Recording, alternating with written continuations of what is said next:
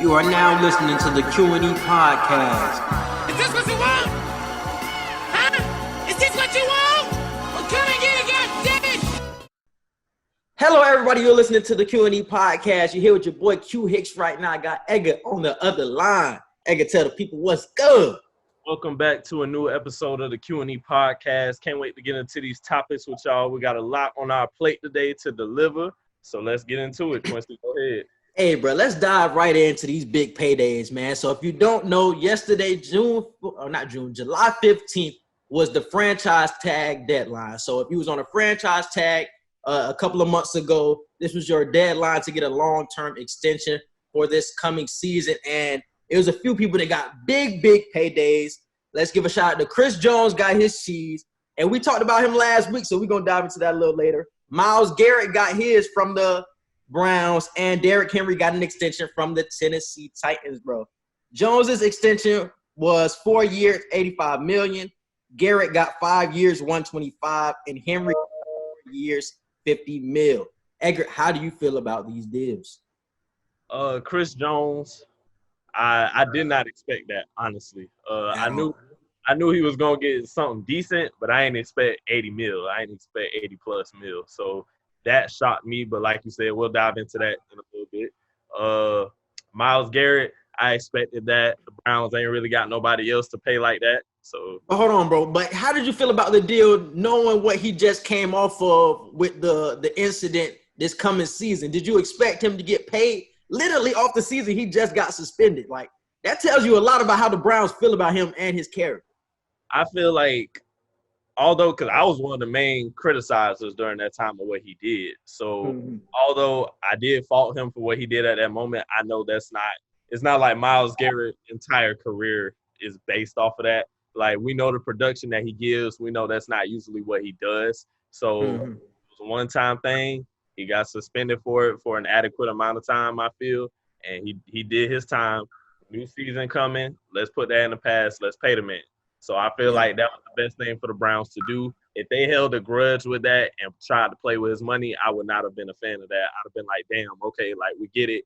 He was wrong. He shouldn't have did what he did. But let's let bygones be bygones. We all grown. We all businessmen at the end of the day. So that's why I feel like I still kind of expected that payment for Myles Garrett. Plus, like it ain't no other names on the Browns to give that type of money to. So I mean, it's a lot of people on the Browns that's getting paid right now, dog. A lot of people on the Browns. So I'm trying to figure out how they're going to keep this team together for real. Because you paying Odell, you paying Landry, you paying a lot of offensive linemen. I think you got Vernon, you got Garrett, you got people in the back end you paying. You probably going to have to play Denzel Ward. So it's like, how you really going to keep this team together?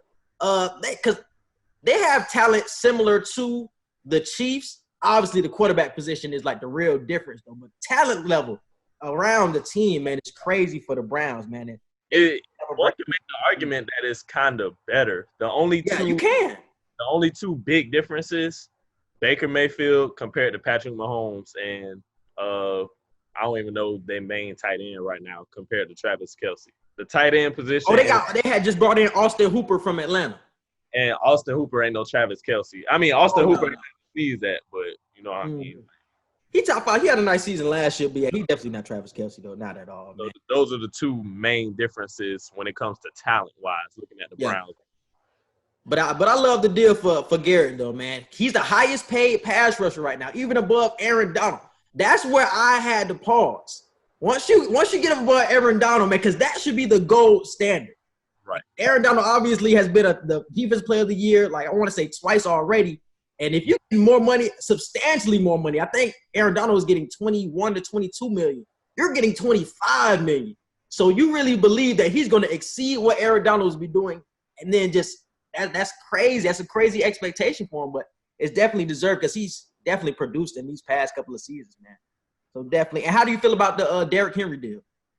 Derrick Henry, I feel like they could have paid him more. I don't know their salary cap situation right now, so I didn't look into it that much, but just off a general feeling on when I seen how much he was getting, I was like, damn, like he's the first NFL player in history to have 3 back-to-back games of over 180 yards rushing. And we seen the second half of the season unfold in front of our eyes. Wow, he just completely took off. You know what I'm saying? And I'm one of the people who said he carried the Titans throughout that playoff run. I know Ryan Tannehill did what he did, but Derrick Henry was the backbone of that offense and that scoring. If Derrick Henry wasn't running the ball like that, they wasn't going to get as far as they did in the playoffs. I need people to know that. And Derrick Henry deserves more money than that. But, hey, he signed what he felt was right. So, all right, man, let me get on my Tanny wagon bandwagon, man. This is what I want to say. Because a lot of people was on Twitter yesterday saying, yeah, Derrick Henry should have got more money. And I said the same way. I felt the same way. I had told Eggert I thought he should have got more money. But giving Ryan Tannehill $28 million, $30 million that they gave him was probably a little too much. But I don't think Derrick Henry would have been able to show us what he could do in the playoffs without Ryan Tannehill.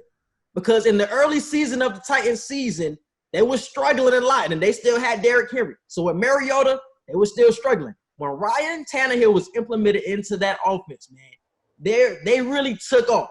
So they wouldn't have even been in the playoffs if it wasn't for the Tanny and what he could do, throwing the ball deep, starting to get A.J. Brown involved. So he was really the catalyst to really get them going. When they got to the playoffs, obviously everything was on Derrick Henry, and he really ran the show. But they wouldn't have been in that position if it wasn't for Tannehill doing what he did in the regular season. So that's why I'm a big proponent and a big advocate for what he did and for his contract, for getting that $28 million, because I think it was deserved. Because they wouldn't even been in that position. Because when was the last time the Titans been that deep in the playoffs? I don't even remember. It's been time. It's been definitely.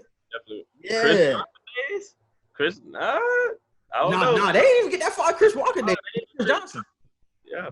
I would really have to look. I would really have to look and see. It probably was when they went to the Super Bowl with Eddie George way back in the day when they was playing against the Ravens. That was probably the last time they got there. But yeah, man, I think he should have got more being McCaffrey getting 16, but McCaffrey just do so much, man.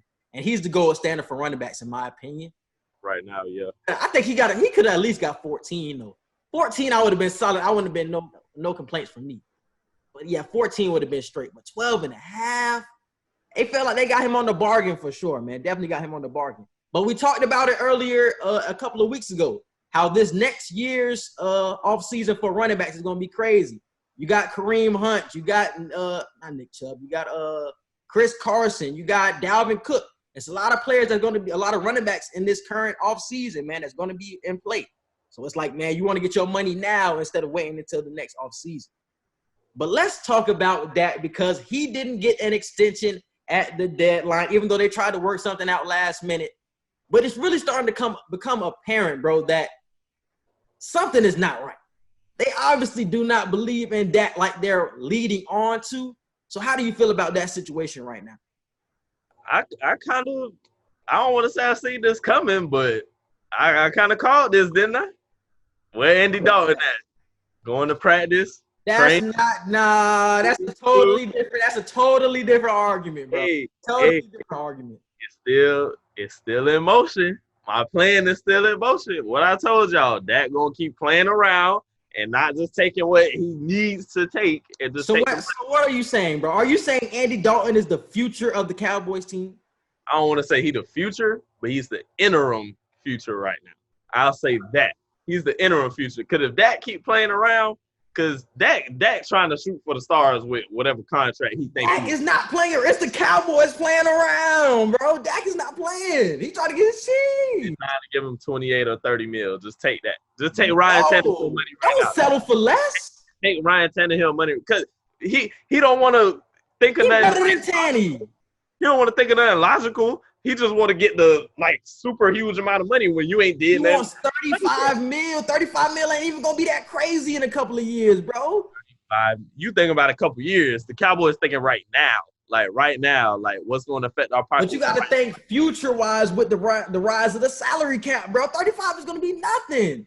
Kirk Cousins, I say this all the time. Kirk Cousins is getting 34 million right now, bro.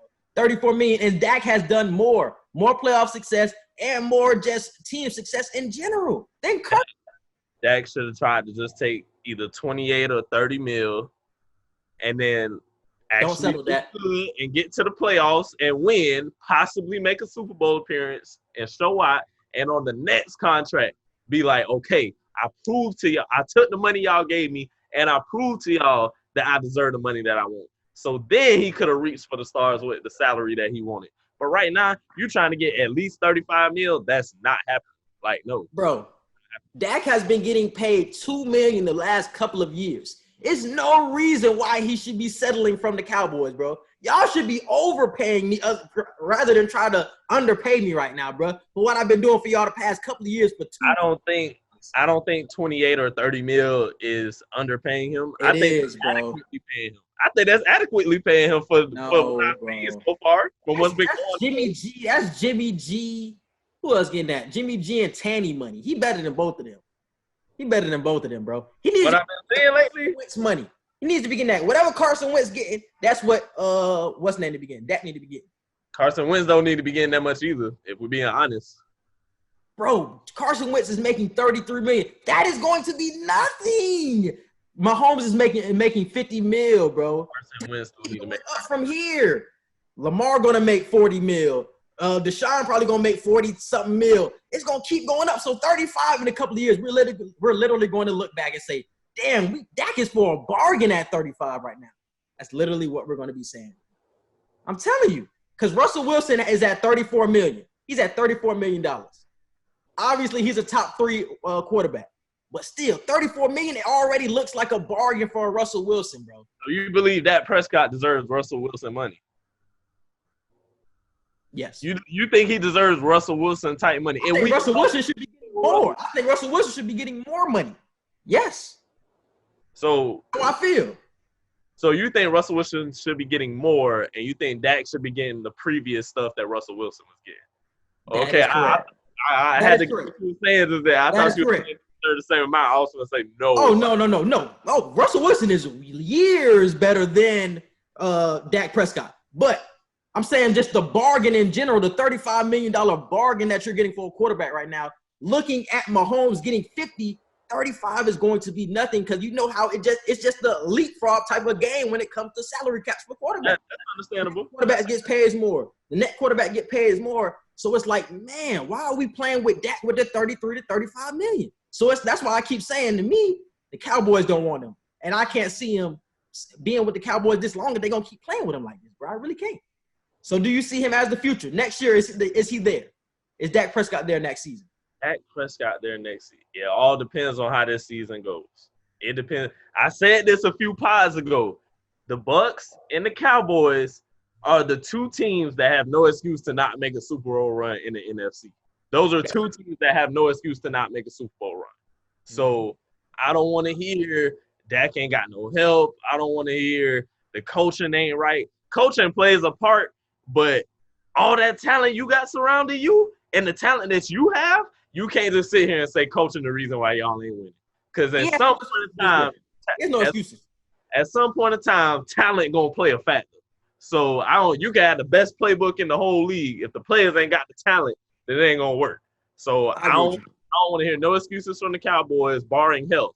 Now, if it's something health-wise, then that's different. But barring health, I don't want to hear no excuses from the Cowboys. So based off of how it goes, is gonna make my decision on whether Dak deserves, or if Dak is gonna be in Dallas the following season. But that was the problem the last couple of seasons, bro. The offensive line was injured, and that's something that we always swept under the rug. Tyrone Jones was hurt a lot. Travis Frederick had some type of illness disease that he couldn't play the whole last season. That's his center. So it's like the whole last season he didn't have his whole offensive line healthy. I know we gave Dak a lot of excuses. I'll readily admit that. He had a lot of other scapegoats, but he had a lot of issues when it came to that offensive line that we really tried to sweep on the rug at the same time, bro. I really think we did. But he has no excuses this season. If the offensive line comes back, if Frederick comes back healthy, if Tyrone Jones is healthy for most of the season, because you have the pieces now, bro. You got Cobb, you got CD Lamb, you got Cooper, you got Zeke, healthy offensive line. You have no excuses. I'm more worried about the defense, how the defense is going to perform, more than I'm worried about Dak right now if I'm a Cowboys fan. I ain't worried about the defense. I'm worried about the defense because they just lost Byron Jones, who was their best secondary player, and I think that was their weakest link already, their secondary.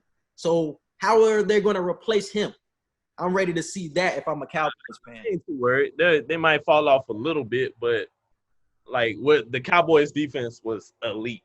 So I don't feel like they're going to fall from elite to mid. I don't feel like that's going to happen. I feel like you can fall to above average You can have an above average defense and a spectacular offense. They were mid last season because Vander Esch was hurt most of the season. Well, yeah, that was just due to him being out because of injury, not like completely gone. So, yeah, he got to be healthy, too. Him and Jalen Smith is obviously the best linebacker duo in the league, in my opinion. So, if they're healthy, they're usually solid at that position. And that's when they were stout. The season before last is when they was a top defense. But when Vander Esch was hurt this past season, they really was like a mid defense. They really wasn't. If it was outside, if we're talking no injuries and the roster is like pretty solid, I still trust that Cowboys defense, even with Byron Jones not being there and everything. Like I trust that Cowboys defense to still be solid enough to win football.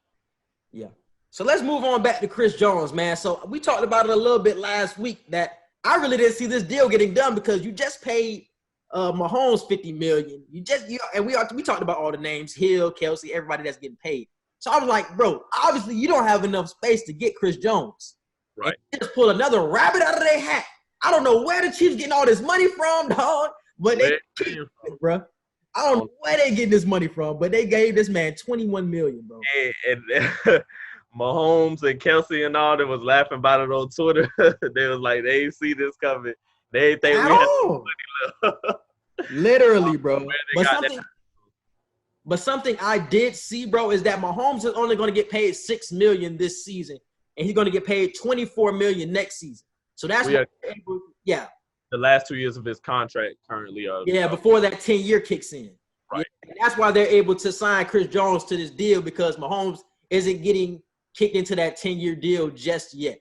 But in a couple of years, that's when his money is going to kick in with the $500 million deal and things like that. I didn't know about that, so that's why Chris Jones did get paid the way he did. Like I said, second best defensive tackle in the league behind Aaron Donald, man. So definitely a key piece. And they're bringing everybody back. So do you see another Super Bowl run for the Chiefs? It can definitely happen. I don't see too many other teams in the AFC posing the threat. You got the Ravens. You got who else in the AFC? The Pats, Buffalo. Buffalo and the Pats. I still think the Pats are going to be like my dark horse team to make a Super Bowl run. I don't want to put too much pressure on Cam because I already see people doing that. People saying Cam going to the Super Bowl. I'm not going to put that pressure. No. I see their expectations going down. Not even going up. I see their expectations going down for Cam more than on Facebook, I see that. On Facebook. Okay, yeah. I see so many Super Bowl expectations on Facebook. Now, every other social media is like they saying he gonna go like 9-7 or 4-11. I'm seeing on ESPN too. I'm seeing that on ESPN. Everybody on ESPN, like I told you before, everybody was Super Bowl top 3. Now they starting to maybe make the playoffs. Is he gonna click with Belichick type of shit now? And obviously, we can dive into Cam right now since we're on this topic. Cam was on Odell Beckham Jr.'s YouTube channel. It was him, Victor Cruz, Todd Gurley, and Odell. They had a conversation. And Cam was just talking about how he felt like he was left to die. And he also dove into the elephant of the room, who was Tom Brady, and said, yeah, Tom Brady was great, but Coach McDaniels, you get to do things with me that you didn't get to do with Tom Brady, meaning his legs. So how do you feel about his comments? I feel nothing he said was wrong. He was right about everything he said. It's like, because the video I seen the video like as soon as he dropped it, because I made it to where Cam, like anytime he drops something on IG, it notifies my phone. So like I seen the videos as soon as he dropped them, and he had just finished that workout, and he was like, you know, how he be tired and sweaty and he be talking and all that, and he was like, I felt like I was left to die. He was like, I ain't never seen this Cam before. Like he was like, I know they ain't ready for this Cam because I ain't even seen this Cam before. The forgotten Cam, the shitted on Cam, he ain't the same no more Cam. And I'm just like, he finna change something. And what he said to Coach McDaniels was very true. Like, you gonna be able to call stuff y'all never thought y'all could call before. Y'all have never had this type of quarterback in the past, 15 plus years now? So 20 years basically. So I feel like everything he said was valid. Everything he said was true.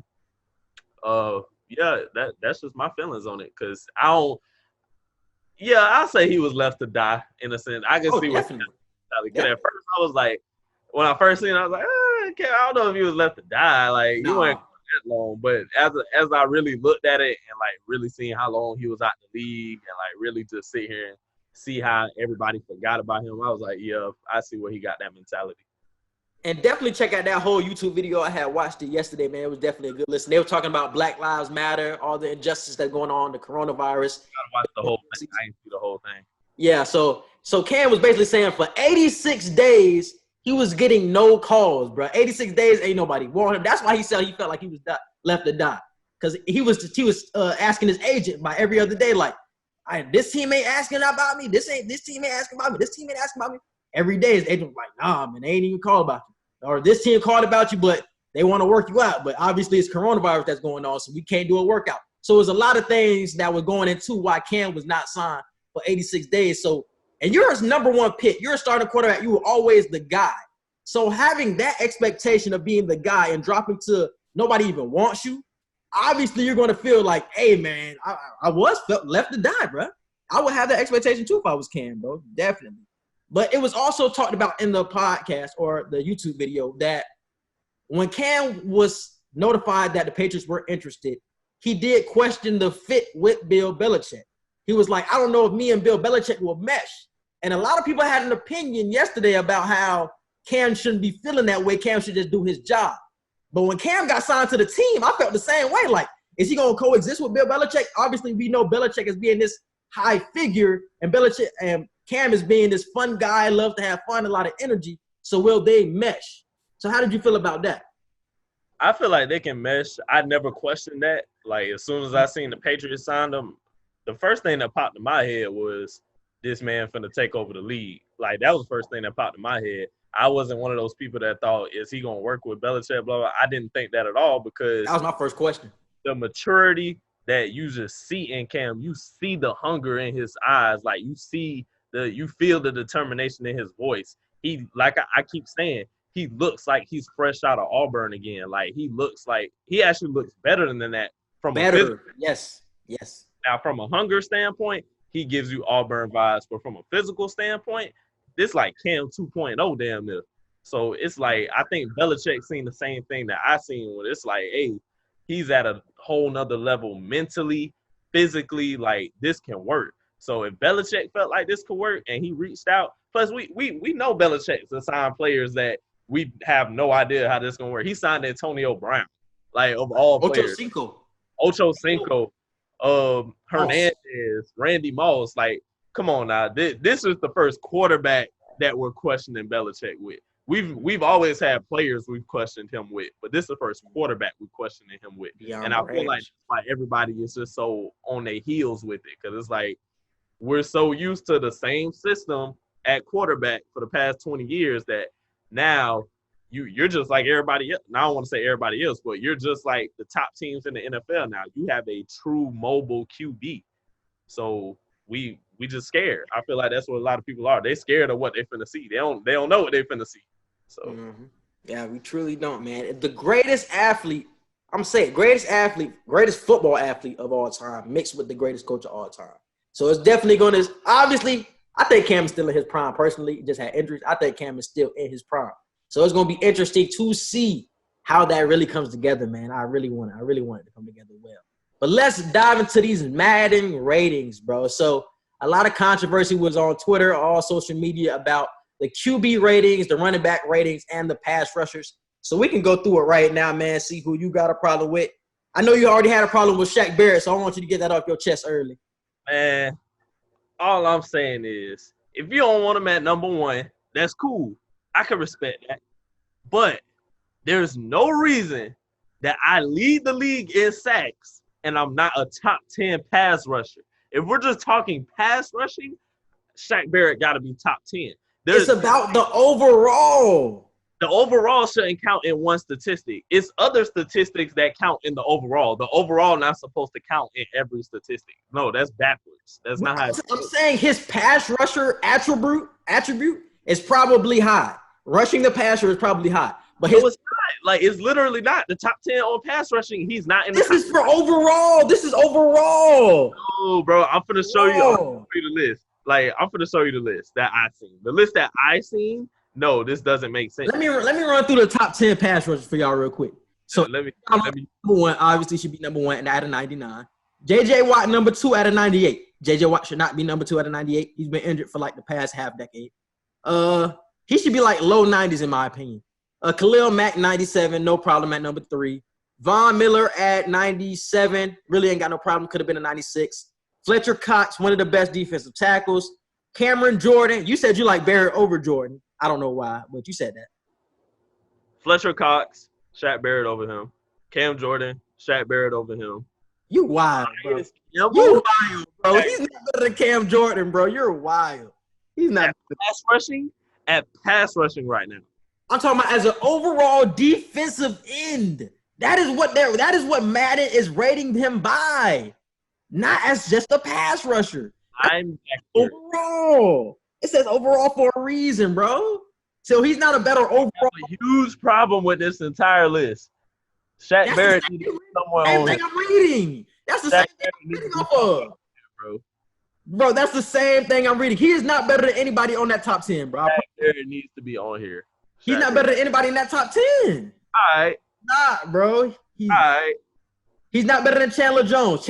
And I'm telling you, they're going by track record as well. This was Shaq Barrett's best season overall. He was a Pro Bowler this season. Obviously, it was well-deserved. But Madden is also going by track record as well as the season you had.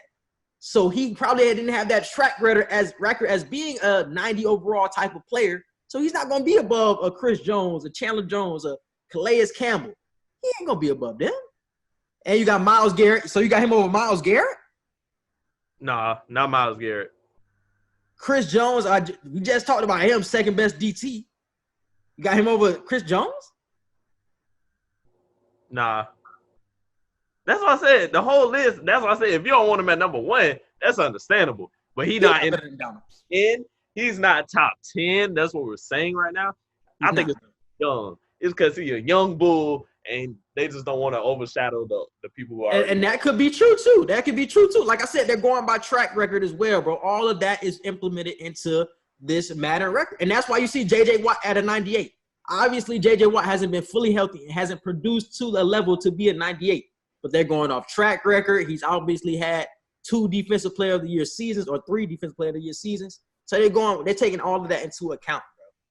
So let's move on to running backs. We got Christian McCaffrey, number 1 at a 99 overall. No problems. Derrick Henry at 2. Derrick Henry at 2. Problem? Well, what's his overall? 93. Damn, it went from 99 to 93. Ain't nobody in between that? No, that's a big jump. It's McCaffrey then Henry.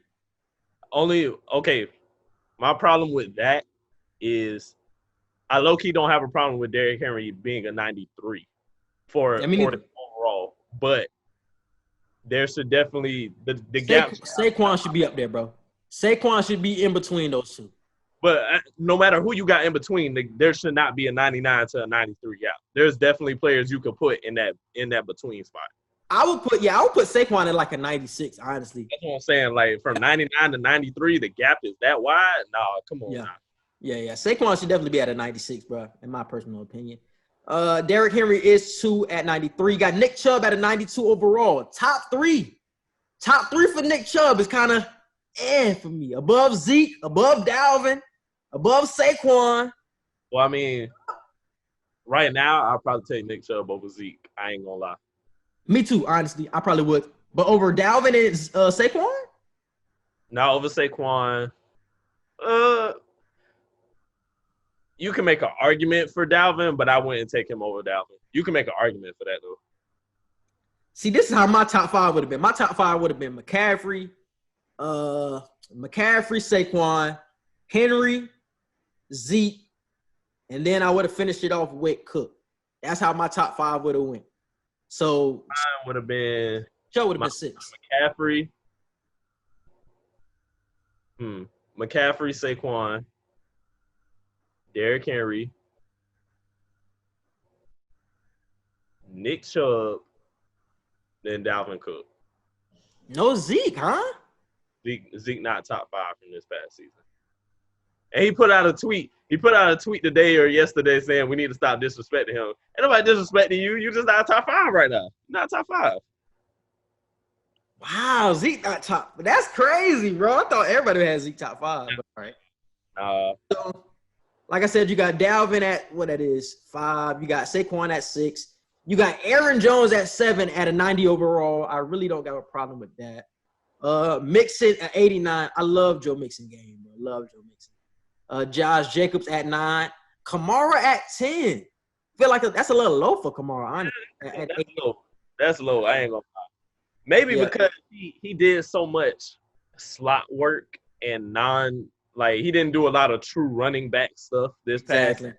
So that probably played a factor in it. But still, this wasn't his best season by any means. This wasn't his best season at all. I think it's better when he has like a true rusher like running alongside him when he's like in a running back by committee. When Mark Ingram was there, that's when he was having his best seasons because Mark Ingram was taking all of the goal line, all of the up the middle plays, so he was taking that off. But now this year he didn't have him. He had Latavius Murray, who's not as effective as Mark Ingram. So more work for Kamara when it comes to up the middle. He can't do straight little routes, slot routes like he usually does in the past couple of years. So that's why I think we've seen a dip in his stats this season. But Kamara probably would be 7 for me, honestly. I would have him above Aaron Jones. I definitely have him above Aaron Jones. Yeah. I like Kamara game.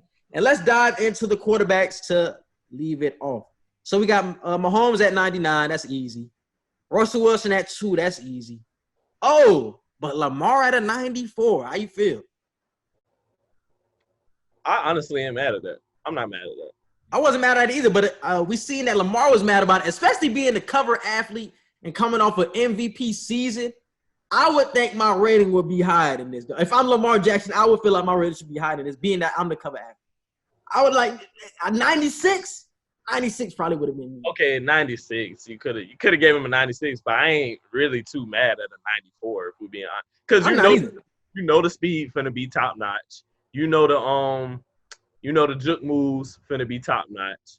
Like every attribute that Lamar Jackson has, when you play Madden, you know it's gonna be top tier. So the overall rating probably could have been higher, but when it comes to like looking at the speed, looking at the juke moves, looking at the tackle breaking and all that, like it's gonna be what it needs to be. So could they have gave him those 2 extra points? Yeah, but I ain't mad at a 94. I ain't mad. I feel you. Drew Brees, number 4, have a huge problem here, bro. Drew Brees should not be this high at all, bro. From what we've seen the past 2 seasons, he should not be this high. I think Aaron Rodgers should easily be above Drew Brees. Aaron Rodgers is at 89 as the 6th ranked quarterback. He should be above Drew Brees. Deshaun Watson is the 8th ranked quarterback. He should be above Drew Brees. He should be in the 90s. He's at 86 right now. Behind him, Matt Ryan at 7, bro. So how do you feel about the quarterback list that you've seen? Drew Brees should not have been that high. Tom Brady should not be where he is. I feel like Aaron Rodgers was they disrespected Aaron Disrespected the hell out of A-Rod. The 80s, they got this man with it. As soon as I seen the 8, I didn't care what number came after the 8. I didn't care if it was 9, 8, 7. Like, I was like, first off, this man needs to be at least a 92. At least. Yeah. So the fact that they had this man at 89, I'm like, disrespectful. I'm glad a lot of players spoke out on that. Who else? Deshaun Watson, I totally agree, deserves higher than the 86. He should have at least been 91, 92. Crazy, bro. Who else? Ryan is above Deshaun, bro. Matt Ryan shouldn't even been top 8. He shouldn't even. They got Dak at 9, and they got Wentz at 10 to finish off the top 10. But I want to get into Kyler Murray as well, because Kyler Murray is obviously a descending quarterback, and we've seen what he did last season, winning Offensive Rookie of the Year. So we've seen the promise, and you bringing in a D-Hop. You already got Larry Fitz. You got Christian Kirk. You already got Kenyon Drake. Like, the offense is going to be solid in Arizona next season. He was rated a 77 overall, bro. That is crazy. Coming off the season he had, a 77, way too low, bro. I totally agree. That's too low. He should have been 83, 84. That'd have been solid. It's one season, but that's a solid rating after your first season and doing what you did in the previous season. You know what I'm saying? That's like a rookie rating. That's a rookie. I think Joe Burrow was like a 76. It's no reason Joe Burrow and Kyler Murray should be neck and neck for ratings, bro. It's no way. You ain't even had your first NFL game yet? No. Exactly. There's no reason he should be neck and neck. I want to know what Baker Mayfield rating is because his shit should be low 70s. If Kyler Murray is a 77, Baker Mayfield shit gotta be in low 70s. Baker Mayfield is anywhere near a 80. I'm going to be hot if he's anywhere near an 80. I promise. They probably did try it. They wanted the game to be good because he got so much talent. But still. He got so much talent around him. It's like, because, like, just imagine you can't play with Odell or Juice. Exactly. Because this quarterback is so trash, bro. That would make me so heated. It's like you play with some raw-ass receivers because the quarterback trash. Like, I would be so pissed. Like, yeah. So they probably did give him a higher number just for that reason. Exactly, bro. Throwing nothing but slants because he has no accuracy. Just throwing nothing but slants. He got to throw slants and dig routes. That's the only thing you can win with. Facts, man. All right, bro. Let's move on to the college football once again. We talked about it last week, but more news has dropped about it. So for the Big 10 and the Big 12, there will only be conference-only seasons. So they're only playing within their conference games. They're cutting off all the non-conference games. I haven't heard any news from the SEC or the Pac-10. I don't know if everybody is doing it, but only the Big 12 and Big 10 has spoke out and about it. And the Ivy League has canceled all fall sports. So being with everything that's transpiring right now, bro, we talked about it last week. A spring season is a possibility. But I'm thinking a cancellation could be in the works with everything that's being said right now, bro. How do you feel about it? I feel Coach O from LSU said the country needs football right now. We need college football. I don't know. But you got to be safe, though, man. We want it, but it's like we got to be safe at the same time. And with everything that's going on right now, bro, with them cutting off non-conference games, I can't see a fall season, bro. The season is supposed to be in a month and a half? Yeah, I was saying a month and a half almost. Yeah, but beginning of September, I can't see a season, bro, unless they start it a little later. I can't see it starting on time for the fall season. It has to be a couple of weeks later. A month and a half away, and y'all cutting off non-conference games. There's no real plan set yet, and it's no plan. I don't know. I feel like Coach O. It's like I feel like we need football, bro. Like we need football. Fall is going to be so boring if we have no football. But think about it though, bro. Is it even safe to do all conference games? Because I was thinking about the plan, and the plan still didn't make sense cutting off your non-conference games because you still have to travel to certain teams' arenas or to certain teams' stadiums. So just the even conference-only games even make sense to you? Not really, because I like what you just said. You still got to travel. You know what I'm saying? In some schools, like, they're not that far from the teams that you already got to travel to. Just because they're not in your conference. Exactly. Like, that doesn't make sense to me. Like, so you might have to play, like, what's a good example? A good example is West Virginia. West Virginia is hella far away from the Big 12. The Big 12 is mostly Texas, Oklahoma, Kansas. And West Virginia is all the way in the Big 12. So you have to travel to West Virginia. That's like damn near halfway across the country. Let's say you got to travel halfway across the country to play a conference game, but the non-conference game is either closer to you or right next to your conference game. So it's like, what's the point of canceling that game if you're going to travel this far and be in this environment for your conference? Like, So that's why I kind of didn't agree with the conference-only games. It's like it defeats the purpose. It's like it's kind of – yeah. It doesn't make a lot of sense, bro, because, like you just said, you still got to travel to other states. Even if they're in your same region, like Texas, you still have to travel to Oklahoma. Oklahoma, you still got to travel to Kansas. Like, you're still traveling to different states. It's not like you can be a bubble like the NBA. Like, football cannot be played like in a bubble. It's too many players. It's too much going on. So you obviously have to travel to different arenas. And I just can't see it working with everything going on, bro. I truly cannot. But with the Ivy League canceling their sports, bro, I think that's really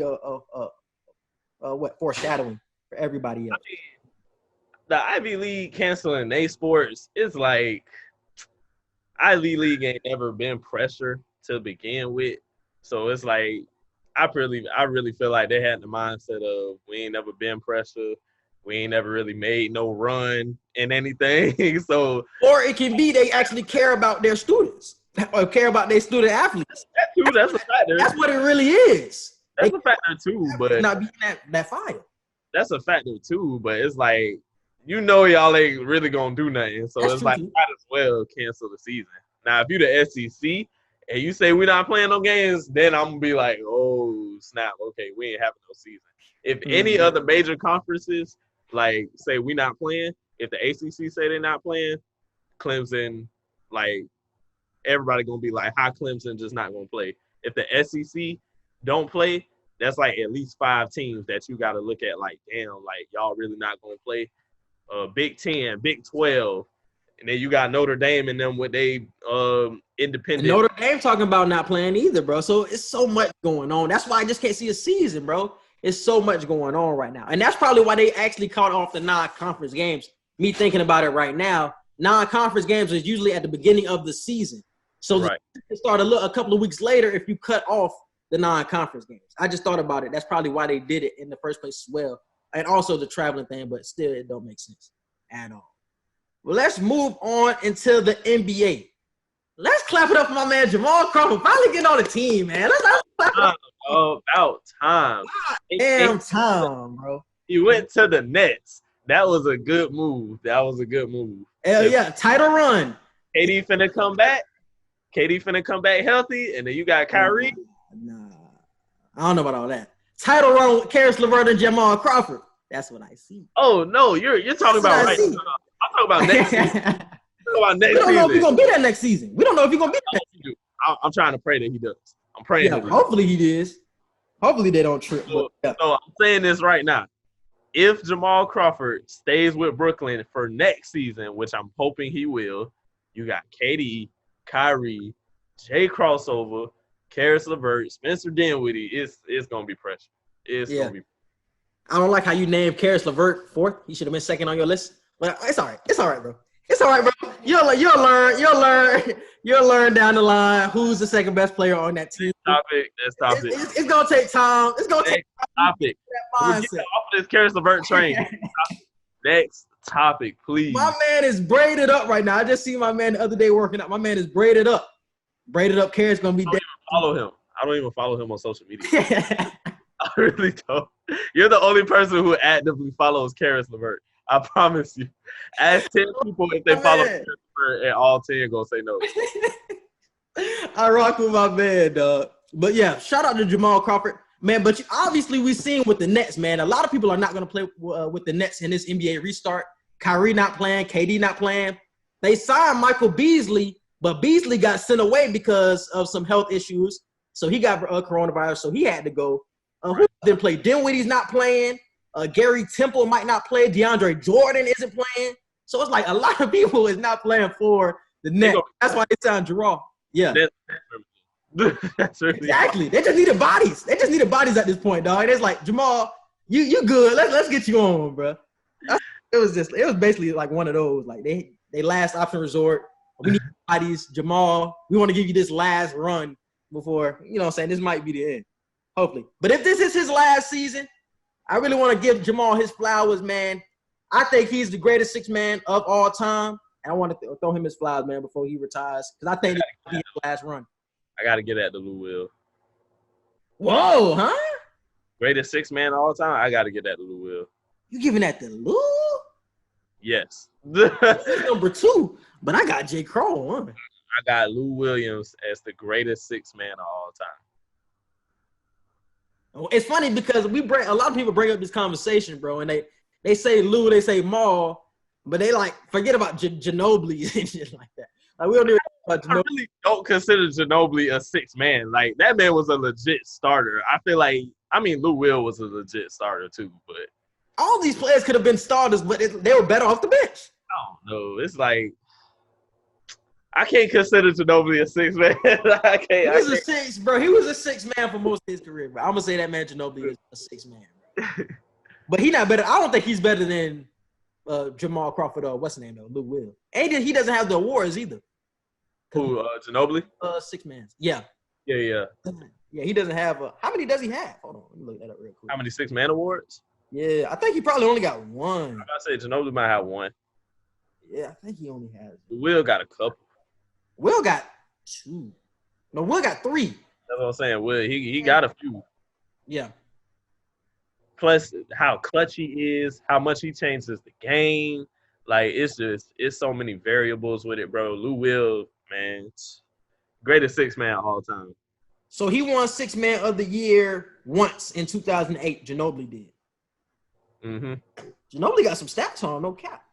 The year he won Six Man of the Year, he also made All NBA third team. So he won Six Man off from winning the bench from all 13. So shout out to Ginobili, man. He definitely top 3 for me when it comes to six man. But let's move on to Ben Simmons. Let's give a clap up for the 76ers too, man. Finally being smart. Brett Brown finally being smart. We have been saying this for years. Ben Simmons is not a point, or at least I have, bro. Ben Simmons is not a point guard, bro. He cannot be a point guard. He can't shoot. People are sagging off of this man way too much. So he's moving to power forward. Edgar, how do you feel about it? I can't give any hand claps yet. I can't. When I seen you get a hand clap, I was like, I can't join this. I can't join this. Time, bro. Forward, great. I love that. But I ain't giving no hand claps yet. Bill ain't deserve no hand claps out of me yet. He ain't deserve no hand claps out of me yet. It's going to work. I want to give it. No, I wanted to give the clap for Brett Brown for finally. Oh, Brett Brown. Oh, okay, yeah. I clap for that. Oh yeah, not for Ben Simmons. Oh, I ain't clapping. I thought you were clapping for Ben. Not for Ben Simmons, for Brett Brown for finally making this change. I was about to say I ain't clapping for Ben. He ain't did that. Yeah, I ain't gonna clap for Ben until he make 2 3-pointers in a row. That's when I'm gonna clap for Ben. Shit. But how good would this make the 76ers though, bro? How good would this make the 76ers? Because we've seen this before. And a lot of the clutch moments in a game, they usually have somebody else running the point and have Ben in like the post next to it, Joel Embiid, and they run the offense through Ben that way. And how do you feel like that's going to work now? We're doing it. Like it's going to work a lot better because one, he's going to be closer to the basket with a lot of the plays that they run now. Two, he won't be looked at to have to shoot threes as much, even though we're still going to expect it sooner or later. It's not gonna be on his back now that you have to because he's not gonna be the primary ball handler anymore. So that's 2.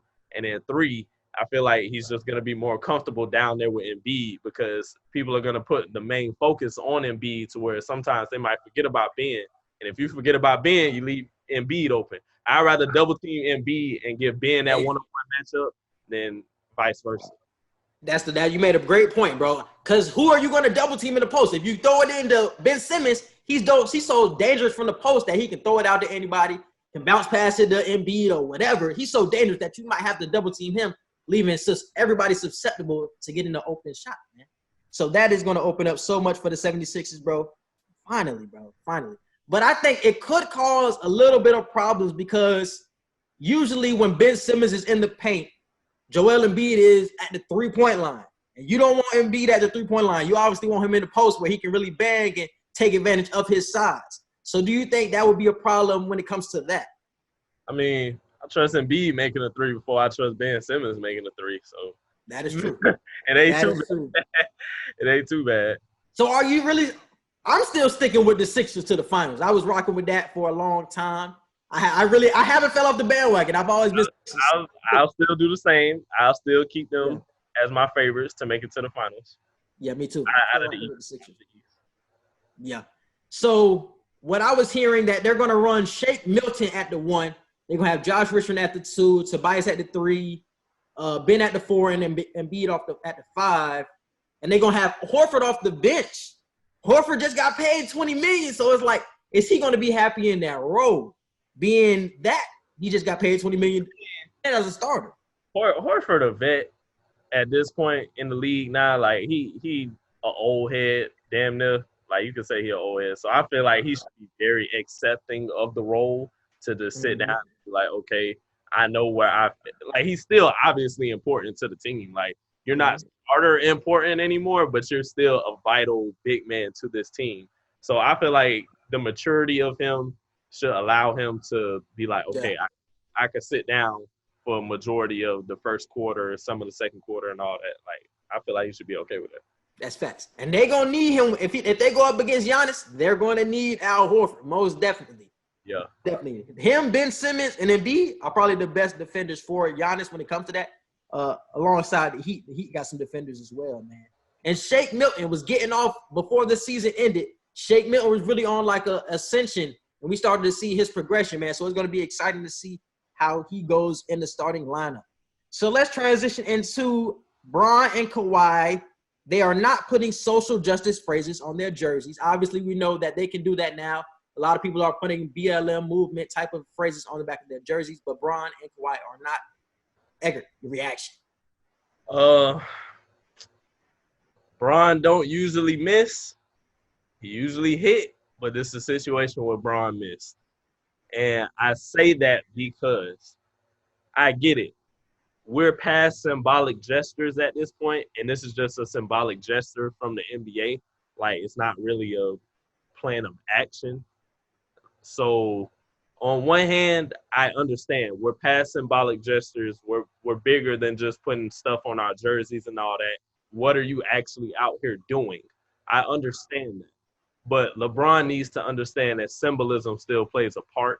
And I feel like that's where he messed up at, because we get it, bro. Like, we know you out here actually doing stuff. We know you're one of the few people who are actually out here walking it, how you talking it. But don't take away the fact to still use your platform and put something on your jersey. Like, what you call it? Kyle Korver, he said he putting something on his jersey.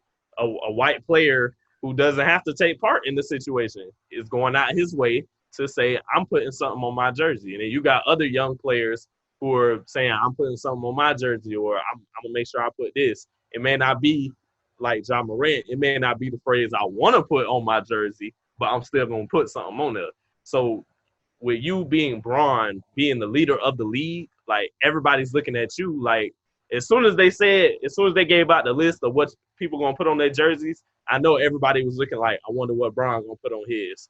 And the fact that he's just going to have his last name on his, it's like, I get it. But the same way, LeBron, that you fight to put more than an athlete on everything that you do, and to put uninterrupted and all that stuff on everything that you do, I feel like you need to have that same energy when it comes to these phrases. Like, when it comes to Black Lives Matter, social justice, equality, like phrases like that you could put on the back of your jersey. And I'm pretty sure you could put a different phrase for every game. Every game, they probably give you a chance to put a different phrase. You know what I'm saying? So I feel like LeBron missed with that. Kawhi as well. Kawhi should have also took it up to actually put something on the back of his jersey. Y'all platforms are way too big to mute that type of symbolism, because everybody already think the NBA coming back is going to be a distraction from everything that's going on. And I kept telling people, I told my parents, my brothers and sisters, I told them it's not going to be a distraction if they address it in the league like how we've always been addressing it. But I feel like this though, bro. I feel like everybody, so many people in the NBA are going to do that. That LeBron, even though he is the biggest player in the world, we're going to get the point, even though LeBron isn't going to do it himself. Because everybody else on the court is going to have and show initiative of the movement that is going on. So I don't feel like a LeBron or a Leonard has to show their, or has to put the phrase on the back of their jersey if they don't want to. Because they're going to see it on everybody else's jersey. They're going to have Black Lives Matter on the court. It's like you're seeing it literally everywhere you look. So if you're LeBron, it's like you're seeing it everywhere. Why I just can't put my name? I got here off of my name. Why not still rock with it when you're looking everywhere else and you see the initiative everywhere else? So I wouldn't be mad at that. And we even see Jimmy Butler. He's not even putting a phrase on the back of his jersey. He's trying to tell people that he's the same as everybody else. I'm not even I'm just like the regular person. You know what I'm saying? And Stephen A was bringing up this point yesterday talking about Butler, saying like it was more of a symbolic gesture of like a Malcolm X, how he changed his last name from Little to X. That's basically what it's doing here in a basketball phrasing term. He's not putting anything on his jersey. I'm just a regular person. I'm unknown. I'm not even this type of guy that you want me to be. I'm just like you. And I'm LeBron James. I don't have to change. He's probably bigger than the game of basketball at this point in his career. So that's probably how he's looking at it as well. Like, I got here off of my James name, so I'm going to keep it on the back of my jersey. And I wouldn't be surprised if more star players keep this mentality of keeping their last name on it. I feel like it would be more of the role players putting this on the back of their jerseys than the stars. Because I think the stars will keep it that my name got me here. My name was making all this marketing. Let me keep my name on the back of my jersey. So I feel like the PGs, the Kawhis, the Antetokounmpos will keep it on their jersey, will keep their name on their jerseys. The stars will, while others around them will put the initiatives and will put the phrases. And that's how I think everybody around them and the stars are taking it. I don't know. I feel the opposite, bro. I feel like the stars, y'all should be at the forefront. I don't feel – I get it. Y'all are at the level to where y'all don't necessarily have to do that. But just because you don't have to do it, that shouldn't give you an excuse to not do it. That's true. I really feel like that's the attitude they should have. Like, I feel like Bron should have been like, oh, hell yeah. Like, we get to put phrases on the back of our jerseys, bet. He could have put more than an athlete on the back of his jersey. That way, it still contributes to you as LeBron James with everything you stand for, what you do, and your brand. And also, everyone knows more than an athlete is a social justice term to empower Black people. So why you ain't want to put more than an athlete on your jersey? That way, you could have killed two birds with one stone. You could have kept the symbolicness of LeBron James, and you could have kept the symbolicness of Black empowerment. Like, it's just simple stuff like that, you know. So I feel like they definitely need to change their mind on that. If they don't, then I understand every point you made on why they wouldn't. But I feel like as the stars of the league, y'all should definitely feel like y'all need to put stuff like that on y'all jerseys. I feel like all the players need to put stuff on the back of their jerseys. They all need to address social injustice and address everything that we've been going over for the past 2 months now. I feel like at every press conference and at every post press conference or whatever, everything needs to be addressed so that we don't feel like we're being distracted from what's going on. And I can see it from both sides of the spectrum, why LeBron would want it to stay James, because he just feels like he got here off the name. And I could see it from everybody else's perspective of, you feel like you're better than everybody else. That's why you're keeping your James name. Why can't you change it to a phrase, like you said, to more of an athlete and empower everybody and empower the Black people? So I get it from both sides of the spectrum, bro. So you made good points, bro. But we can move on. So Westbrook and Harden catch COVID. When everybody else arrived to Orlando, Westbrook, Harden, and a couple other players from different teams had to stay back while recovering and quarantining. I think Harden arrived a couple of days ago to Orlando. I think Westbrook is still out right now, but they should be back in time for the season. So, yeah, we can move on from that. Oladipo, we talked about him a couple of weeks ago as well. We said that he will not be playing in this upcoming NBA restart, but it looks like he will be changing his mind. He is strongly considering playing in the NBA restart after saying he wasn't going to play. Edgar, your reaction. And does this make the Pacers a contender? Because they say he's looking good again. For if he comes back, my opinion. I feel like I don't think they're a contender, but not bigger than Boston, Milwaukee, Miami, or Philly. Or Philly. Not bigger than those four teams. No. For a playoff team, yeah, they're definitely a contender. Outside of playoffs, I don't see anything more than that. I'm glad Oladipo feels like he can come back. I'm glad to see signs that he could come back. So if he decides to sit out and just reserve his health for the next season, that's great. But if he does decide to come back and the Pacers make a good playoff run, that's good too. I don't see it being an L in either situation. I feel like you can either finish this season strong or just recuperate and recover and just wait to start off the new season fresh. So that's my. Because he traveled with the team to Orlando. He didn't think he was going to play, but they said in the practices he has been looking strong. He's looking healthy once again, and that's why he's reconsidering his whole mindset of playing. So it looks like he will come back. Let's move on to Rajon Rondo. He injured his thumb in a practice last week, and he is out for 6 to 8 weeks. How much will this impact the Lakers? A little bit, not too much. I mean, everybody knows the facilitator that Rondo is, but I feel like with Bron being able to run the point the way he does, J.R. Smith being the ball handler that he is, and the way that whole team just has a good chemistry, I don't feel like losing Rondo is too big of an issue. Now, if they lose anybody else, it's like, okay, damn, like, it's y'all losing bodies at this point. But losing Rondo right now, I don't feel it's just going to be like, yeah, the Lakers ain't got no chance now. Like, no, I'm not going to say that. Yeah. This is a big deal, dog. Huge deal. Because the Lakers are losing ball handling, bro. And you're putting too much on LeBron James's plate. This was the problem before this season ended, and it's become an even bigger problem now that you don't have Avery Bradley, who is your secondary ball handler, and you don't have Rajon Rondo, who is your bench ball handler, and the real facilitator on your second team. So you're already going to put more on Alex Caruso's plate, who plays well with LeBron. But now you're losing Rondo, and it's like, who is going to step up? I think this is going to be a huge time for Dion Waiters.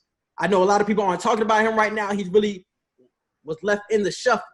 But I think him being a ball handler, somebody who can create his own shot off the dribble, I think him and LeBron couldn't coexist without Rondo and without Avery Bradley right now. A lot of people are bringing up JR. I don't think JR will be that important.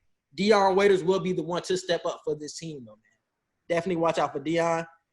Pray for a speedy recovery for Rondo, though, man. Shout out to him. Let's move on to Elena Delle Donne. She was denied a request for a health exemption by the WNBA. If you don't know, Elena Delle Donne has Lyme disease, which causes fatigue. What else it causes? Nervous system breakdown sometimes. And she just gets tired real easily while playing. So obviously the WNBA doesn't want her in the NBA restart because they're scared of her health right now. So, it's a real detrimental affecting. It really definitely affects your immune system. Exactly. Like, can lead to death in certain instances, excessive tiredness, like just really weakens your immune system. So facts. But she is the best player in the WNBA. She just got the MVP last season I think she plays for the Washington Mystics, and they just won the championship. So she's coming off a championship as well. But I heard earlier on ESPN that she would get paid no matter what, whether she plays and gets the exemption or whether she doesn't play and sits out, she's going to get paid regardless. That was the problem before. And yesterday she came out with a post saying that she wants to be treated just like a regular player. She wants to play this, that, the third. But you had asked the question on the doc, does the WNBA care about its athletes when it comes to the medical exemptions? Yeah, I posed that question because before finding out on ESPN today that she will get paid whether she plays or not, that was the question in the beginning. Like, will she be able to get paid if she decides to not play? And the fact that you're one of the stars of the league and you take 60-plus pills a day damn near to make your immune system and stay healthy and keep from getting any worse. Like, the fact that the WNBA would even question whether or not you'll get paid or not if you don't play, I feel like that speaks volumes. Because if you're Delle Donne and you're the best player in the league damn near right now, and you're having difficulty trying to make sure you for sure get paid if you decide not to play, what does that say to the average athlete on a WNBA team? Like, if you're the sixth man on the WNBA team or something like that, what does that say about players like you if the same situation happens to you? So, and that's the question I had, man, because I think the only reason I think she would have gotten the medical exemption is because she's the best player in the league. I don't think anybody else would have gotten the medical exemption if they had something like a Lyme disease. I don't think anybody else would have been getting it. The fact that everybody in the WNBA community wants to see her play and she's not an average athlete. If you're an average athlete and you got a medical problem issue, you're not playing in this bubble. And unfortunately, you wouldn't be getting paid because, first of all, the WNBA ain't got that much cheese to dish out in the first place. They ain't got that much money to dish out anyway. They ain't got that much money to dish out in the first place. So if you're not playing, then they won't be dishing you out no money. Delle Donne gets this type of privilege because she is the best player in the league. But if you're not her, I don't think anybody else gets this type of recovery, especially with Lyme disease, especially with what you just named with the symptoms and what comes of it. Man, it's crazy, bro. I don't even know why she wants to play in the first place. She's not going to be 100%. So she's not. I mean, mentally she might be 100%, but physically she's not going to be 100%. Facts, bro. Too risky for Delle Donne, in my opinion. I would just sit at home and take the checks. I know everybody wants to see her, but it's too risky. When you got to take 60 pills a day just to, be normal and stay alive, and you got to go into this bubble environment where you're risking your life. What are we doing? Like, I know you love basketball, but it's not more important than your health. Like, let's calm down right now. We really have to calm down. But shout out to her, though. Shout out to her.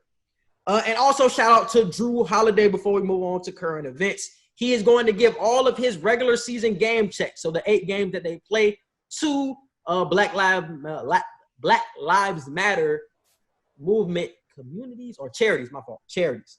And so that could be up to $5.3 million that he's giving away in game checks. So shout out to Drew Holiday. So let's move on to current events. About time, man. So the topic on the Twitter world a couple of days ago was this conversation of who is better. And it's a real tricky topic, though, because you can say who's the better rapper, who's the better sonically, music-wise, artist-wise, but who is better, Future or Travis Scott? And Edgar, you had an opinion yesterday. I want you to let that off. I have 2 answers to this because I really love both artists. I feel like if we're just talking rapping, I'm going Future all day. Future has way too many classics to say he's not the better rapper. But if we're talking about overall better artists, I got to go Travis Scott. This man can produce like crazy.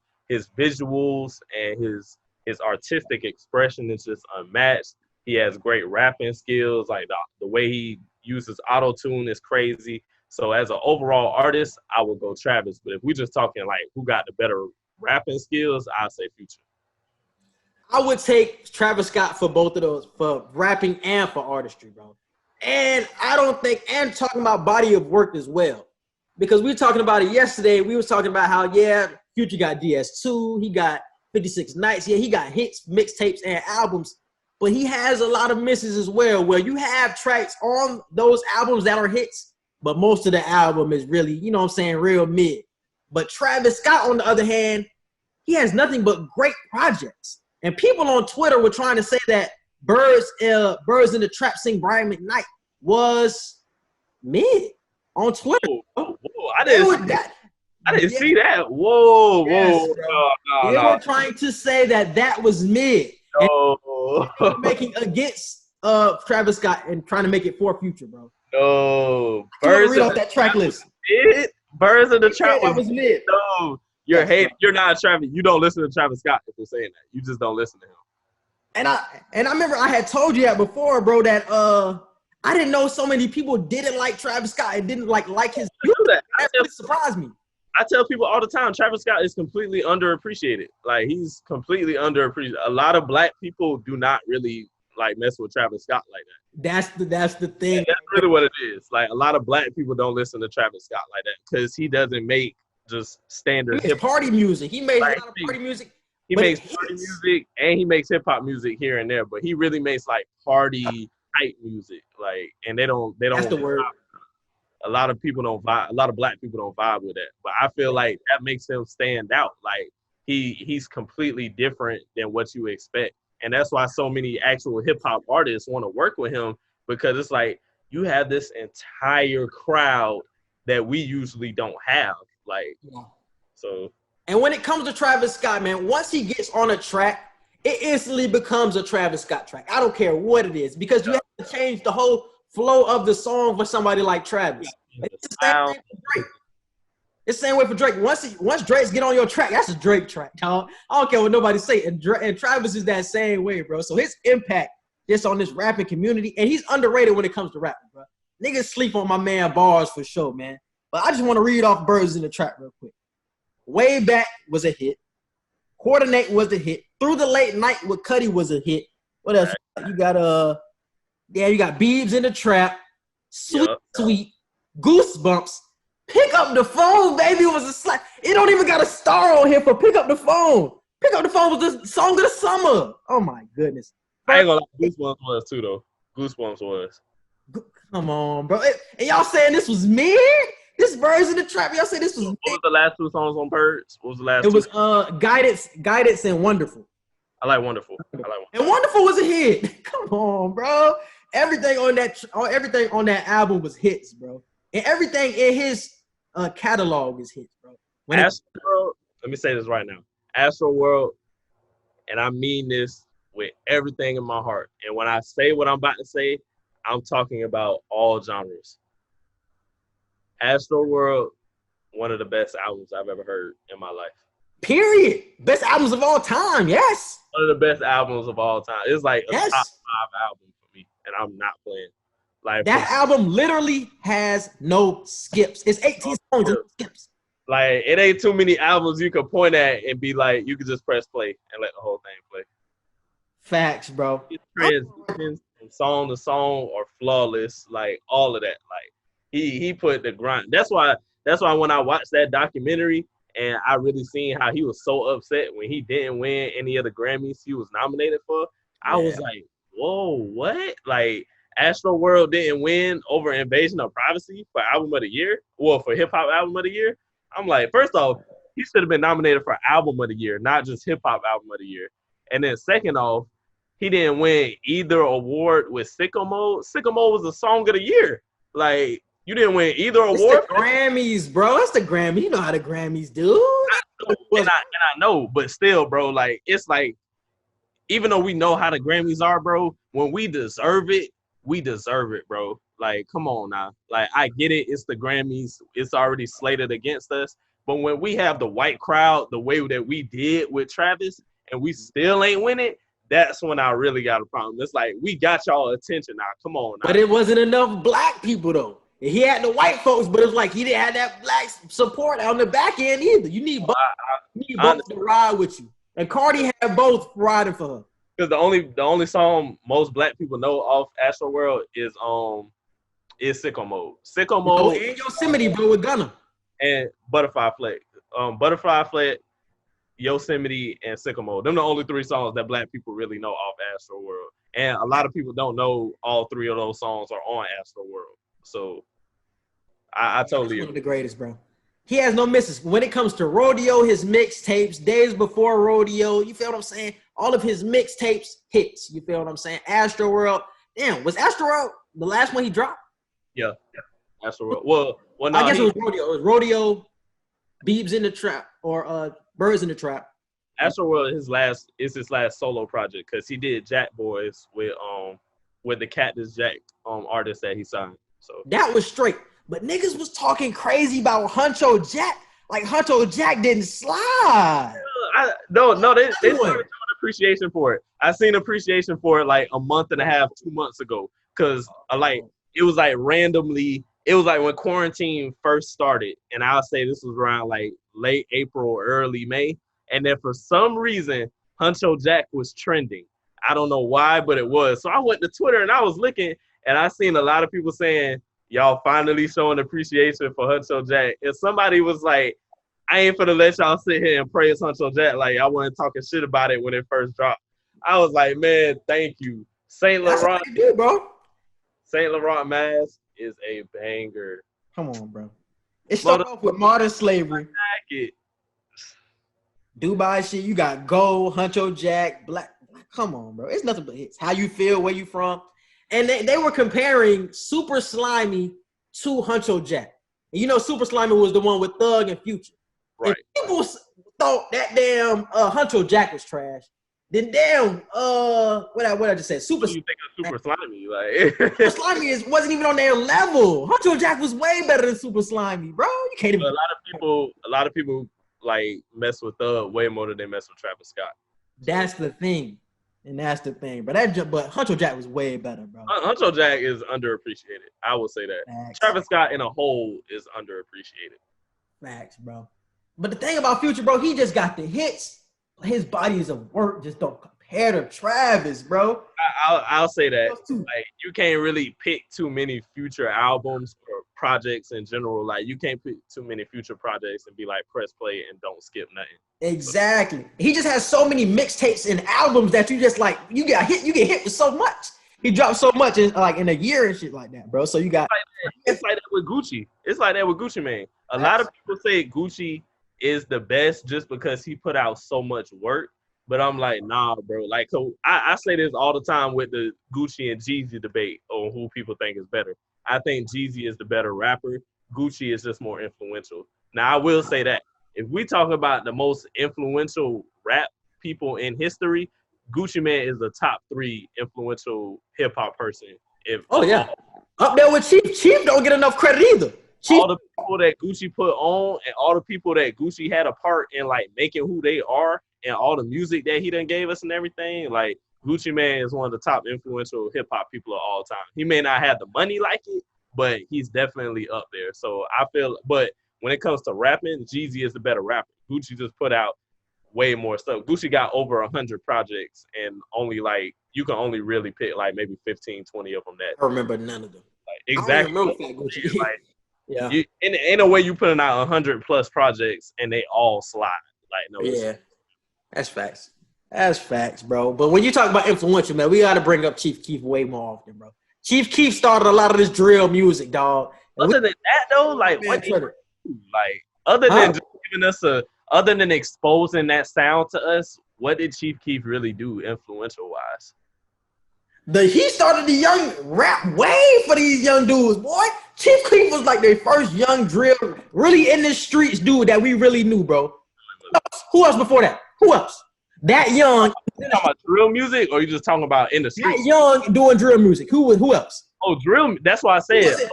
Other than the sound he exposed us to, what has he done? That's a whole lane that people. It was. I know, but it take more than just the sound, though. Like, it take more than just the sound. Like, what? But he ain't really put nobody on like that. Like, he gave us the whole sound. That's influencing. He influenced the whole sound. That's what I'm saying. I'll give you that. Put people on, but he influenced the sound. But he ain't on the same level as the other people we just named. Like, he ain't on that level now. He's probably right behind Gucci. I ain't gonna say it's a big difference, bro. He probably right here. I ain't gonna lie. For you to curve your own lane, it wouldn't be G Herbo's, Lil Bibby, who else? Lil Draco, Lil Durk. It wouldn't be none of them if it wasn't for Chief Keef starting this young rap wave. I agree with that. I agree. It wouldn't be, and that's a whole lane, and that's what I'm saying. So when you say influence the whole sound, that's what I mean by influence. Yeah, he probably didn't put nobody on. I really don't know, other than what's his boy name who passed away? Santana. Fredo Santana. Yeah, that was probably it, but his sound alone, bro. And being that young, he started this when he was, what, 15, 16 years old, bro? We came out with Sosa. He a legend just for that period, bro. He a legend for that, bro. So shout out to Chief Keef. Shout out to Future, man. Shout out to Travis Scott. Let's move on to this Meg news. This probably should have been our first news, but whatever. Meg got shot. Who shot Meg? Who shot Meg? I want to see them. You can't shoot the hot girl, bro. She don't bother nobody. All she do is twerk, take care of her dog, and get money. She don't do nothing else. She don't bother nobody. You know who shot her? Man, come on, dog. Let's keep it a bean now. Let's keep it. I want to read her quote. I want to read her quote from yesterday, bro. Damn. You can pull it up. Pull up. Let me see if you can pull it up. Oh, the post she made on IG? Yeah. Yeah, I got it. Hold on. Let me see if I can pull it up. I got it. I really want to read that post, bro, because that junk is real anonymous, bro. The narrative that is being reported about Sunday morning's events are inaccurate, and I'd like to set the record straight. On Sunday morning, I suffered gunshot wounds as a result of a crime that was committed against me and done with the intentions to harm me physically. I was never arrested. The police officers drove me to the hospital where I underwent surgery to remove the bullets. I'm incredibly grateful to be alive and that I'm expected to make a full recovery, but it was important for me to clarify the details about this traumatic night. I'm currently focused on my recovery so I can return back to my life and back to making music as soon as possible. I was never arrested. This whole experience was an eye-opener and a blessing in disguise. I hate that it took this experience for me to learn how to protect my energy. She's like, Tory Lanez shot her ass, and I'm sticking to it, bro. And Edgar, I don't know if you can pull up the tweet about from her producer, where he added Tory Lanez and was like, hey, Tory Lanez, count your days, dog. That mixed with that ambiguous. It is right here. Count your days. Yeah. Count your days. Count your days. Yes. Well, along with that tweet and the post being so ambiguous, bro, I think Tory Lanez shot her, bro. On accident. I don't think it was on purpose because obviously she was riding in the car with Tory Lanez. Let me start from the beginning. So it was the Jenners, Tory Lanez, and Meg Thee Stallion. They were at a party on Saturday night. And something must have popped off. There was gunshot fired back and forth. I think the main question is, where was Kylie at? Where was Kylie Jenner? Where was she? Why her name ain't being brought? That's a great question. And I like Kylie. I ain't got no beef with That's Kylie. a great question. Kylie, you can't be in hood activities and then not be nowhere to be found when we need questions answered. Come on now. Hey, she slid out of that nice though. She slid out of that nice. They're real nice. She slid out of that nice. I really can't complain about Kylie though, bro. So Saturday night must have been gunfire sprayed back and forth. I think at first the first report was that Meg stepped on some glass. That was first reported, and then a couple of days later they said that she was shot in the foot. I think Tory Lanez accidentally shot her in the foot. They said Tory Lanez was arrested for having a concealed weapon in his car. I want to say that Tory shot her in the foot on accident. I don't think it was on purpose, but I really think that Tory Lanez shot her in the foot, man. For real. Ooh, Tory Lanez slipping under the rug, man. I think we already know who shot Meg, bro. It's not a mystery, though. Man, he ain't shoot her. Stop saying that. Tory But look. If he did shoot Meg, are we canceling Tory Lanez? No. If it was on accident, we ain't canceling that, man. Y'all sounded like y'all riding for Meg so hard and Tory Lanez shot her. Hey, why not? You know what I'm saying? If you ride for Meg like that. Tory was probably trying to protect Meg if he did, so he was probably trying to protect her. She got caught. That's what I'm saying. I don't feel like he did that, though. Protection. Yeah, at first it was protection because I do think it was fire back and forth. And when they was probably trying to hop back in the car together, accidentally before they got in the car, bam! Tory Lanez don't even look that type of dude that know what he's doing with a gun. I don't know if it's just me, but I don't think he know what he's doing. Bro, the reason why I don't feel like that happened is because Meg and Tory are too cool. They've hung out on too many different It don't matter if you're cool, bro. It's an accident. It's an accident. I don't feel like he shot her. That's what I'm saying. I don't even feel like he put her in a situation to even get shot. I don't feel like any of that was on him. That's what I'm saying. Like they too cool to even like be in a situation to get to that point. Like I don't feel like Tory will put her life in danger or nothing like that. No, but somebody probably did come at Meg to begin with. Somebody probably did come at Meg or at Tory and cause some type of situation where gunfire was sprayed back and forth. But like I said, it was on accident. But I think Tory. Plus, they cool enough to where I feel like if it was Tory, Meg probably would have said something. I feel like they cool enough to where Meg would have been like, it was an accident. My friend would never do something to this. Like they not friends, bro. They just Hollywood friends. Like I see him from time to time. They not friends for real. And kicking it like that. They ain't kicking it like that. They probably just met. Quarantine radio probably just met. It was cool before quarantine came. They was chilling before quarantine. What you talking about? Man, they Hollywood friends, man. They ain't real deal. How you know these people? You don't know. Man, they ain't riding for. He ain't riding for her like that. You don't know these people. He ain't riding. But let's move on to Wild 'N Out, bro. It got canceled, bro, because of Nick Cannon's comments, bro. Shout out to Nick Cannon, bro. CBS Viacom canceled Wild 'N Out for Nick's comments. Edgar, you remember the comments better than I do. What was Nick Cannon saying about the oppressors? I got mixed feelings on Nick right now. Why you got mixed feelings, boy? You sound like D-Wade. I'll tell you why. First off, let me say what he said. Nick Cannon, this was actually an old podcast. This wasn't even that. Oh, it was? This was an old podcast that he said. Didn't know that. It just resurfaced.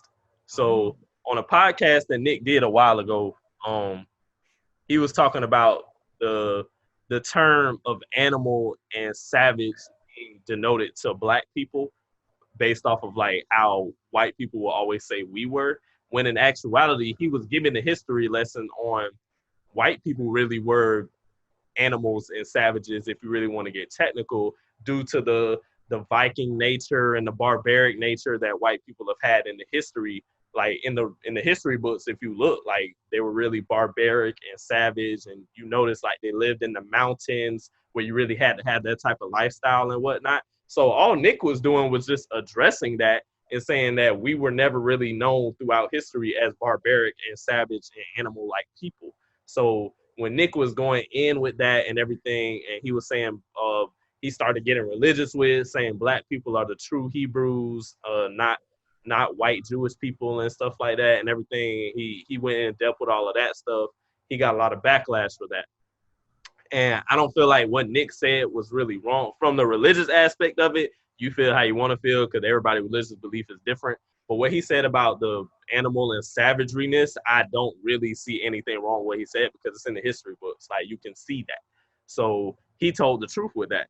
And the fact that a lot of white people were really at his neck about that, and Viacom like ended their deal with Nick Cannon and basically canceled Wild and Out and everything, that was just really shocking to see, because you got police officers out here killing black people like crazy, and y'all take forever to fire them.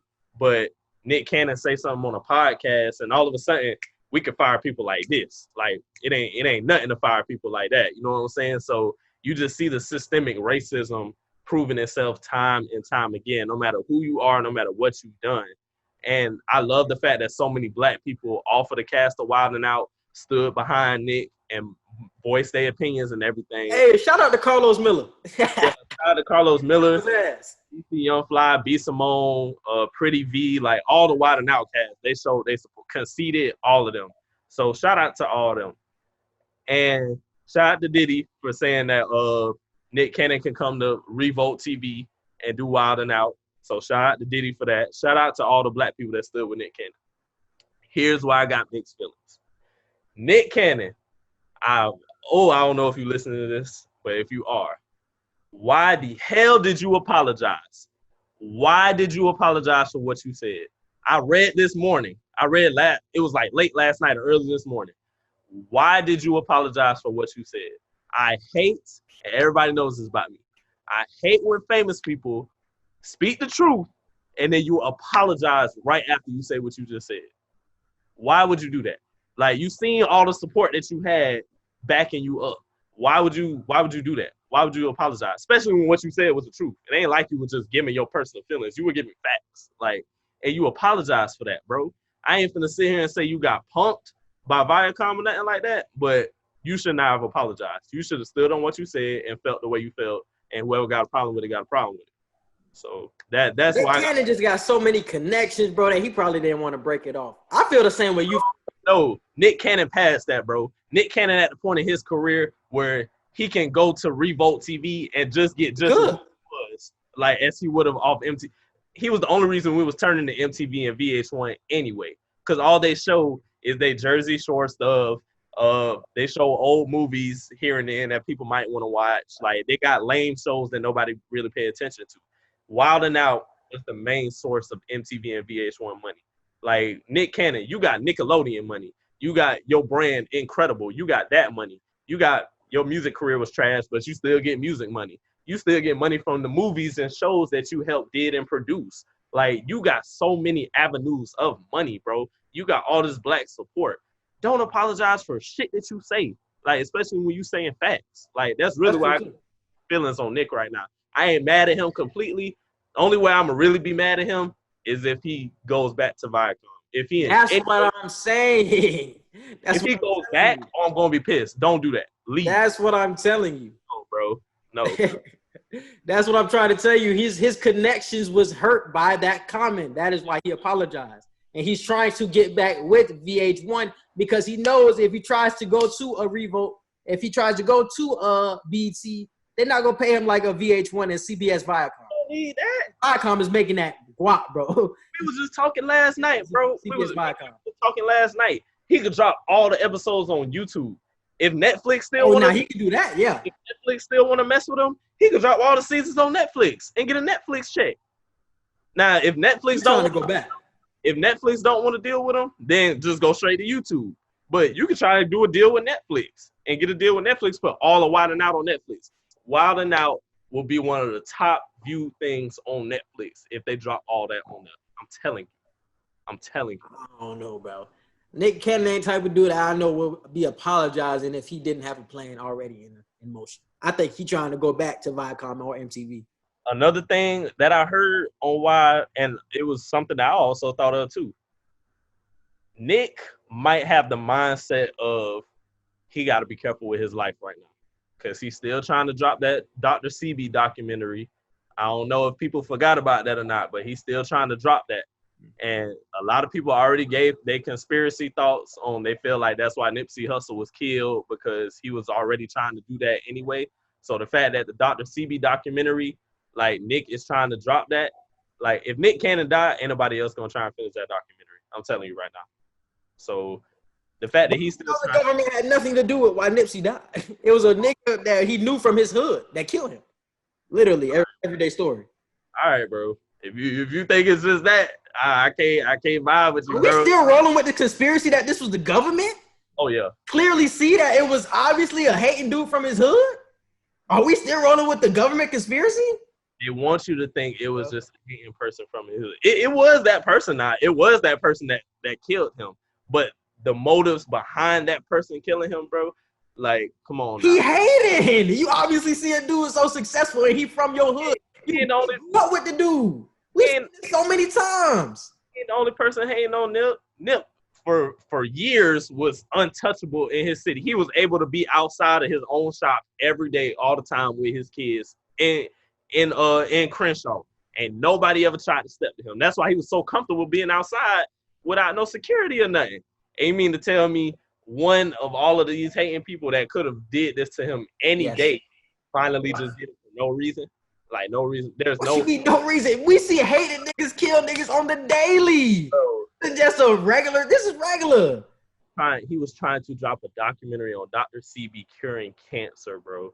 And you mean to tell me he just dies out of nowhere just from a hating ass? I promise you, bro. That was not the reason. It's deeper than that, bro. And I feel like Nick Cannon taking that mantle to finish that, he's probably looking like, I already got people on me trying to stop me from doing that. And now I kind of got myself in a hole of me telling the truth about white people on air. And I'm getting canceled by the major network corporations and all that. So he probably thinking he probably got to apologize to appease those people for that. So that way he could still finish his plan. But still, if it was me, I wouldn't apologize. I understand why. If that's his reason why he apologized, to protect his life or whatever right now, I'll take that. But still, I probably wouldn't have apologized knowing me. Because whatever I say, that's how I say, that's how I mean it. So it ain't that deep, dog. He trying to go back to VH1, bro. No, if he goes back, bro, I'll never trust Nick Cannon ever again. I will never trust him ever again. There's money at play, man. You can't trust a nigga. It's money, dog. Hey, that's money out, bro. Nick Cannon already out there. You're Nick Cannon. You got money. Like, Wildin' Out is your main source of income. Wildin' Out is not his main source of income for him to be worrying. Now, if all we knew Nick Cannon for was Wildin' Out, then I'd be like, but bro, just think about how many people is depending on Nick Cannon. It's just not all about Nick Cannon. It's niggas.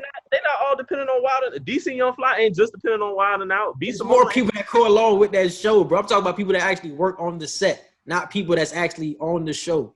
I'm talking about people that be on the road with them, people that create the show, the producers, not just the actors and not just the people that are making the jokes and the freestyle. I'm saying there's so many people around the Wildin' Out that depend on him.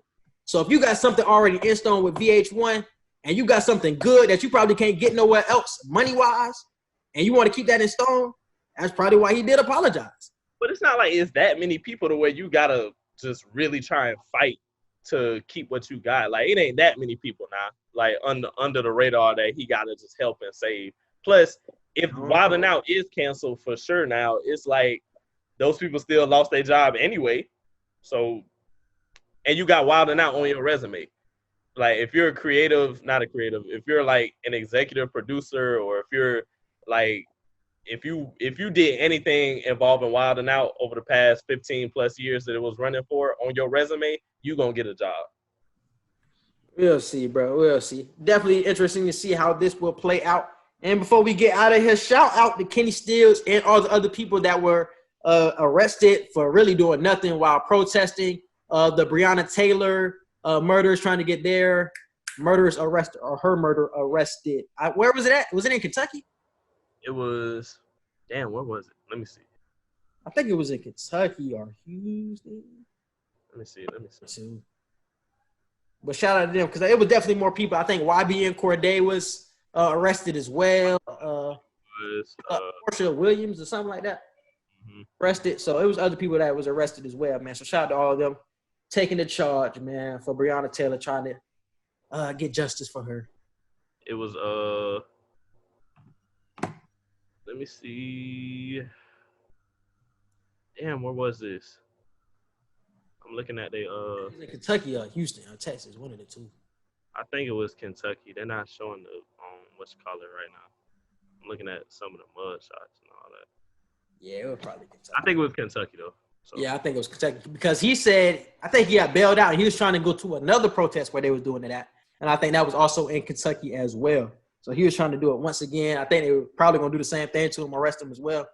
So we don't know. But like I said, man, shout out to everybody who's out there in the field doing that, protesting for Breonna Taylor because we still need justice for her.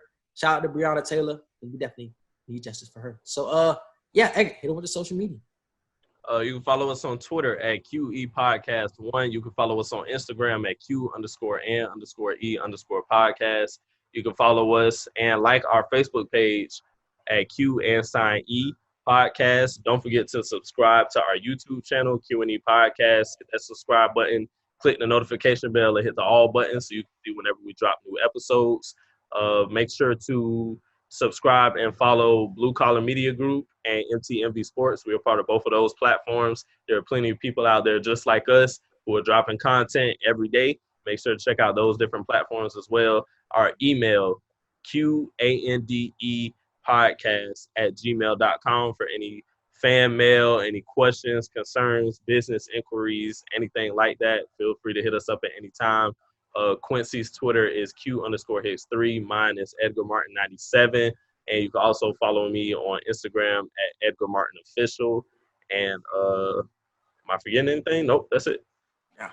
Subscribe to our podcast platforms, man. We're on Apple Podcasts, Google Podcasts, Spotify, wherever you listen to them. We're there. Also on iHeartRadio, so definitely check us out over there. Subscribe to my YouTube channel, Quincy Hicks. I got the little director's cut shit in my profile pic, so definitely subscribe to that. Just posted a video on Lester Hayes a couple of days ago, so definitely check that out if you want to learn more about him. And, yeah, that is it. We appreciate you for listening, and we're out. Peace.